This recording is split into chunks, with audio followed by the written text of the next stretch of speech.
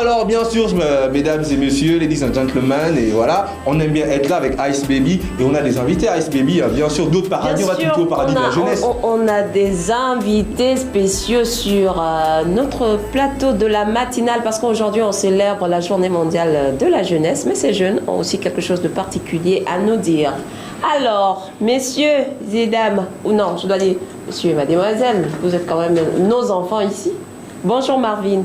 Bonjour Vanina, et je vais t'exhorter à dire bonjour monsieur et bonjour madame pour des raisons que Marisa pourra donner. Merci beaucoup. Pour des raisons que Marisa pourra énoncer sur le plateau si elle veut bien.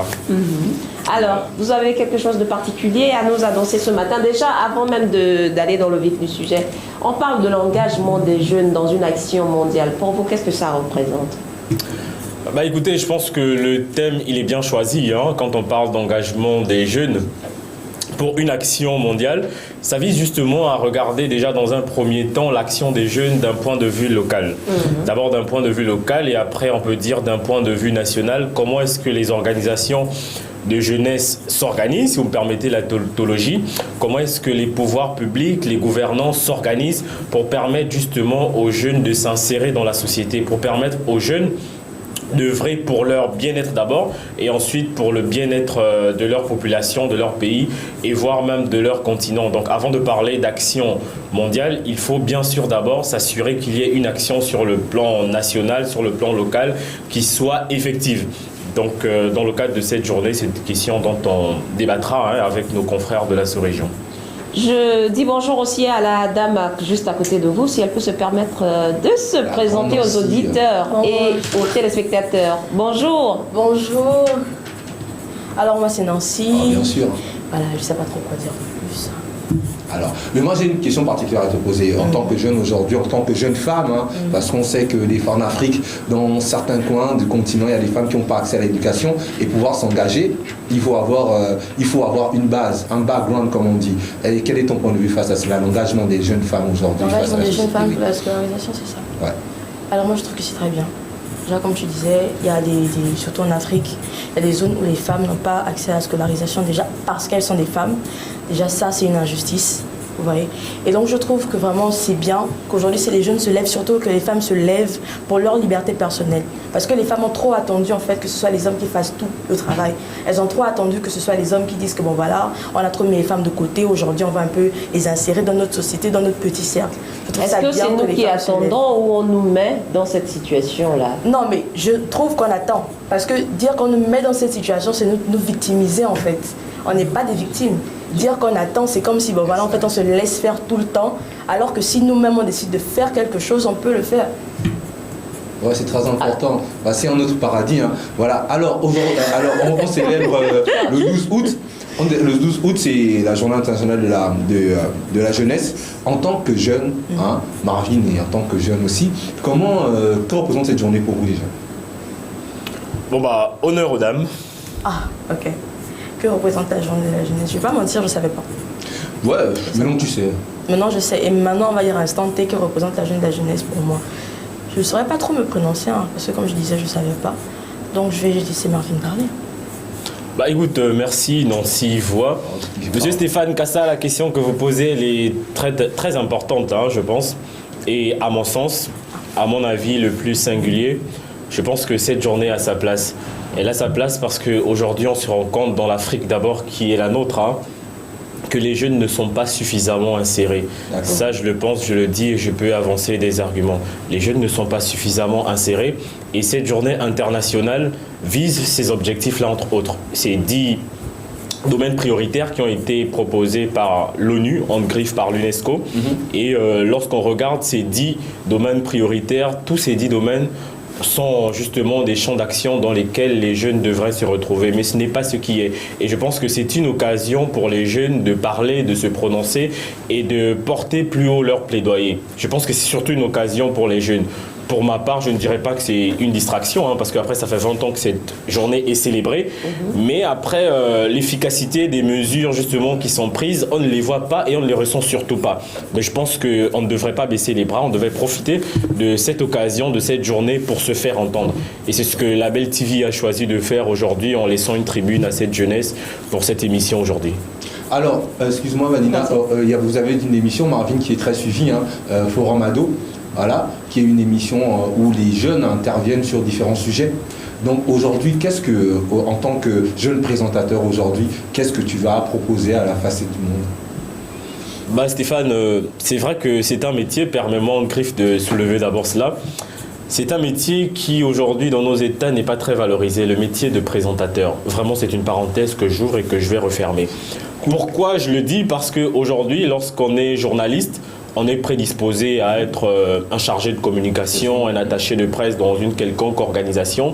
Mais le présentateur, il n'y a pas de formation de présentateur à proprement dit. C'est le talent. Voilà, c'est le talent effectivement. Et parce que c'est le talent, généralement, il n'y a pas de diplôme, je veux dire. Il n'y a pas de diplôme. Et comme il n'y a pas de diplôme, les gens ont tendance justement à négliger, à marginaliser ces personnes-là qui ont du talent et qui font souvent des choses à la hauteur, je veux dire, du journaliste qui est cette personnalité prédisposée, je veux dire, en raison de sa formation, de pouvoir faire ce que nous faisons.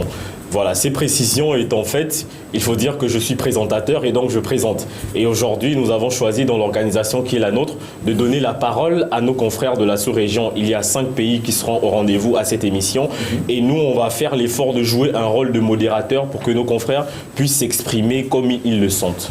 Alors Nancy, moi j'aimerais bien t'écouter aussi face à la question, vu que tu interviens souvent pour Amado. Moi je t'ai vu sur le débat sur la démocratie, c'est ça, je ne vais jamais l'oublier. Et aujourd'hui, quel est l'effet aujourd'hui qu'on voit une jeune femme comme ça aussi se battre au milieu des hommes aujourd'hui, parce qu'on sait que présenter c'est beaucoup de choses en fait. Présenter c'est pas facile.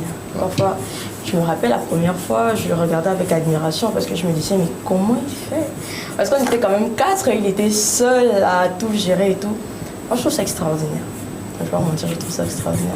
En tant que jeune fille, dire femme c'est encore un peu compliqué, en tant que jeune fille, je trouve ça extraordinaire. Parce que comme il a dit au Gabon, il n'y a pas de formation à proprement dit pour les présentateurs.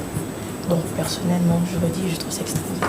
Alors, tu es également extraordinaire, franchement, je trouve quoi. Alors moi, ma question s'adresse à tous les deux. Le thème de cette journée internationale de la jeunesse, c'est les jeunes pour une action mondiale. Moi, je me demande comment... Oui, l'engagement des jeunes pour une action mondiale. Moi, je me demande quand même, pour demander un engagement à quelqu'un, il faut que cette personne ait des prérequis, des choses à offrir. Est-ce que vous pensez que la jeunesse aujourd'hui, par rapport aux conditions dans lesquelles elle évolue, par rapport à l'encadrement, il y a tous les moyens qui permettent à cette jeunesse-là de s'auto-former, de s'instruire normalement pour ensuite offrir toutes ces valeurs, tout ce qu'elles ont appris pour l'engagement, pour s'engager dans le développement de la cité. Est-ce que vous pensez que les jeunes sont réellement accompagnés pour pouvoir ensuite offrir à la société? En Afrique, bien sûr. Je vais leur dire honneur aux femmes en espérant qu'elles ne déclinent pas. Une fois de plus. Alors, est-ce que les jeunes sont réellement accompagnés? Ok, déjà moi, l'histoire d'accompagnement, je ne suis pas fan. On va pas se mentir, je ne suis pas fan. En tant que jeune, je ne suis pas fan. Parce que moi, je trouve qu'on attend trop des autres, en fait. Ouais. Je trouve qu'on attend trop des autres. Pourquoi? Parce qu'en tant que jeune, je trouve surtout que moi, surtout notre génération, on a vraiment le moyen de faire quelque chose de beau de ce monde. En fait, on a le moyen d'apporter plus à ce monde qu'il n'a déjà. Oui. En tant que jeune, je me dis, regarde aujourd'hui, on a ce que nos parents n'avaient pas. On a YouTube, on a les réseaux sociaux, tu vois des formations un peu partout, tu vois des trucs un peu partout. Aujourd'hui, tu ne peux pas dire que tu vas chercher un truc plus de 2 jours parce que tu as Internet, tu vois. Aujourd'hui, je me dis, on a tout le matériel. On a tout, c'est comme si on nous avait tout disposé sur une table. Maintenant, à nous de faire quelque chose de bien avec. Alors, est-ce que les jeunes sont assez bien encadrés pour faire quelque chose de bien? Moi, je dis, on n'a pas besoin d'attendre que X ou Y nous encadre. Aujourd'hui, quand vous posez des questions aux jeunes, ils vous disent oh non. Bah là, il faut quand même une base. Oui, il faut quand même une base. Mais qu'est-ce qui nous empêche en fait de poser la base nous-mêmes? C'est ça, c'est ce que je veux dire en fait. Mais par exemple, il y a des endroits où il n'y a pas de salle de classe. Déjà, il y a des endroits où il n'y a presque pas d'école. Pour ces jeunes-là, encore ceux qui sont en zone urbaine, par exemple à Libreville, ils ont accès à l'éducation de manière régulière, encore que là c'est discutable. Ils ont accès à Internet, ils ont accès à tous les outils de recherche sur Internet. Mais ceux qui sont dans des zones enclavées, qui ont peut-être un enseignant pour, je sais pas, 5, 6, 7 classes, à ces jeunes-là, ou encore ils n'ont pratiquement pas d'établissement. À ces jeunes-là, comment on va leur demander d'offrir alors qu'on ne les a même pas formés en préambule, ou même ceux qui ont déjà eu le diplôme, on n'arrive pas à leur donner du travail. Comment on fait ensuite après pour insérer ces jeunes-là de manière à ce qu'ils s'engagent pour le développement de la cité? N'est-ce pas une question qu'il faudrait poser au pouvoir public? Parce que eux aussi, ce sont des questions qu'ils se posent. Pourquoi nous ne sommes pas assez accompagnés? Alors moi, j'aimerais savoir, en résumé, qu'est-ce que vous allez offrir concrètement lors de votre émission? C'est organisé à l'occasion de la Journée internationale de la jeunesse, je pense. Oui, vous pensez bien. Et permettez-moi de rebondir sur la question de Marisa Mézim, qui a toute son importance d'ailleurs. J'ai bien apprécié les propos de Nancy Voix tout à l'heure. Mais je pense qu'il faut d'abord regarder à quelque chose, c'est que l'État, ou disons nos États, ont des missions régaliennes. Ça, c'est un fait. Et très malheureusement, lorsqu'on demande aux jeunes de s'engager, de s'auto-former, c'est bien, c'est pas mauvais. Mais il ne faut pas nous demander de nous détourner du regard selon lequel l'État a des missions régaliennes, au titre desquelles former sa jeunesse. Offrir l'éducation, offrir du travail. Et aujourd'hui, on se rend compte que nos États ont des insuffisances. Je préfère le dire comme ça. Parce qu'aujourd'hui, il y a des jeunes qui n'arrivent pas à être formés. Et il y a des jeunes qui n'arrivent pas à avoir l'accès à l'éducation. Je pense à juste titre qu'avant de pointer du doigt à ces jeunes gens, on doit regarder à l'État qui a ses missions régaliennes en fait, ces missions régaliennes, ces missions qui leur sont propres, et il faut qu'ils fassent d'abord leur travail. Voilà. Après, il y a cette jeunesse courageuse, il y a cette jeunesse ambitieuse, et à ce propos, il y a quelqu'un qui le disait avant de savoir ce que l'État peut faire pour moi, qu'est-ce que je peux faire pour lui. Mais ça vient après que l'État ait porté ses engagements sur ses épaules et fait ce qu'elle a à faire. L'apport parental, hein. D'où je parlais de base, parce que c'est le parent qui commence d'abord à mettre l'enfant sur les voies, sur le chemin de la vie. Oui, mais après, Vanina, si tu me permets, les parents aujourd'hui, il faudrait qu'ils reformatent aussi leur façon d'éduquer les enfants. Oui. Ah, moi, je connais plusieurs jeunes qui déjà, dès leurs 8 ans, 9 ans, le petit a une passion, il prend du bois, il prend du fer, il te fabrique des choses vraiment. Tu te rends compte que si cet enfant est encadré dans ce sens-là, mais il peut aller loin. Mais pour le parent, c'est l'école d'abord. Et souvent, en mettant que l'école devant, ça tue le talent de certains. Après l'école, ça dépend de la conception de l'école. Moi, je pense que l'école a été peut-être mal organisée. On a voulu nous amener à un système d'enseignement général. Voilà. Oui. Entre-temps, moi, je pense que tout le monde, un jeune, a peut-être une passion, quelque chose. Parce que même la musique, il y a des gens qui sont diplômés en musique. Hein. Effectivement. La musique, c'est pas juste prendre un micro et chanter. Il y a des ingénieurs de son, il y a beaucoup de choses en fait dans la musique. Il y a ceux qui sortent des conservatoires. Donc, c'est... Comment dire ça? C'est aller justement dans cette formation, cette principale formation-là que je pense qu'un enfant peut accéder. Si, exemple, tu veux être charpentier, on va dire qu'être charpentier, c'est quoi? C'est prendre une hache et puis aller commencer à couper entre temps. Non, tu peux faire beaucoup de choses avec. Donc, je pense qu'il faut... il faut creuser en fait. C'est pas l'école, c'est pas mauvais, mais comment on gère ça en fait, tout ça, ce qu'on propose à la jeunesse en termes d'école. C'est bien dit, Stéphane. Et pour rebondir chez Nancy, lorsqu'elle disait, est-ce que c'est pas le jeune qui doit poser la base? Moi, je suis d'accord avec elle dans le sens où, moi, je prends un exemple. À mon époque, il n'y avait pas Internet. Nous, qu'on achetait des albums, hein, on voulait vraiment, donc on allait dans le supermarché là, acheter l'album et commencer à lire, tu vois. Internet est venu après. Il fallait une certaine patience. Donc je pense que oui, un jeune peut poser les bases aujourd'hui. Il y a des choses aujourd'hui que je dis comme ça, les gens pensent que c'est Internet. Non, c'est parce que c'est la patience. C'est-à-dire que en termes de hip-hop, j'ai posé mes bases moi-même tant que j'ai pas attendu que quelqu'un vienne me dire que non, assieds-toi là, voici. Non, en fait, c'est ça, c'est dans ce contexte que je pense qu'elle dit que le jeune doit pouvoir poser ses bases aussi. Oui, donc Marvin, pour conclure en résumé, sur votre plateau de forum ado, qu'est-ce que vous aurez à proposer aujourd'hui à la jeunesse africaine, sinon mondiale? C'est déjà dire que le plateau d'aujourd'hui aura une coloration internationale et panafricaine.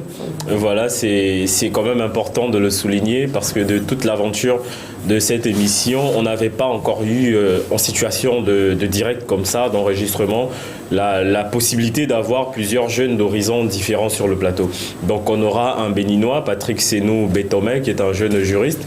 On aura Eva Diouf du Sénégal, c'est une jeune très engagée, elle a participé à la Copa 2019 au Burkina Faso. On aura avec nous Karel, une jeune demoiselle très influente au niveau de la Côte d'Ivoire, voilà. et une jeune Guinéenne de Guinée-Conakry. Voilà, Cécile Koulievani, et une compatriote gabonaise qui sera avec nous depuis Port-Gentil.